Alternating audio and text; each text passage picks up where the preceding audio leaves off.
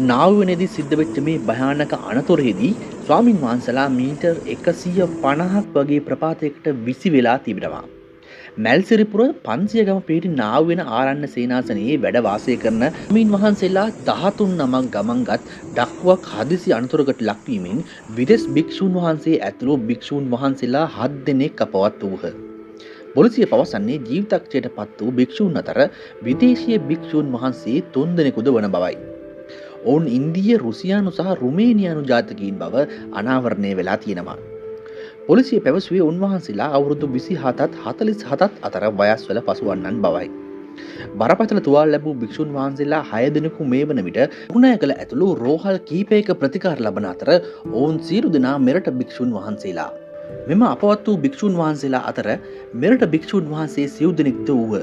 ඒ මල්වානේ ගම සමිද්ධි හිමි, නාවලපිටියේ උත්තරානන්ද හිමි, නුගේගොඩ විපස්සී හිමි, උඩවලවේ සාන්ත සුමන හිමි, ඊට අමතරව අපවත් වූ විදේශී භික්ෂුන් වහන්සේලාගේ නම් මෙසේ: ඉන්දියාවේ ධම්ම ගවේෂී හිමි, රුමේනියාවේ ධම්ම රන්සී හිමි, ඒ වගේම රුසියාවේ ධම්ම රක්කිත හිමි.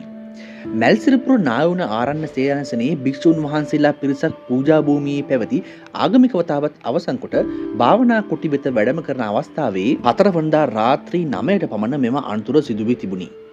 අනතුර සිදුවන අවස්ථාවේ ඩක්කෝ මත භික්ෂුන් වහන්සේ 13 නමක් සිට ඇත.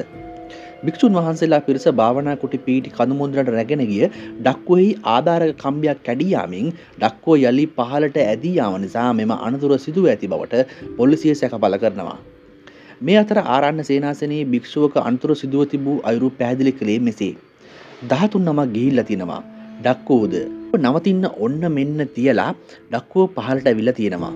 කෙසේ වෙතත් මෙම ඩක්කුව සහ පීල වසර 20කට වඩා පැරණි බවත් සඳහන් වෙනවා. මෙම නාවුවෙන ආරණ්‍ය සේනාසනයේ සිට භාවනා කුටි අතර කිලෝමීටරයක පමණ දුරක් පවතින අතර කඳු මුදුන නැගීම සඳහා පියකට පෙළක් ඇති අතර ගමන් පාසුව සඳහාද ඩක්කුවක්ද ක්‍රියාත්මක වෙනවා. මේ ශ්‍රී ලංකාවේ පැරණිතම ආරණ්‍ය සේනාසනයක් වන අතර එය ක්‍රිස්තුපූර්ව 3 වන සියවසේ උත්තේ රජ සමය දක්වා අතීතයට දිව යනවා.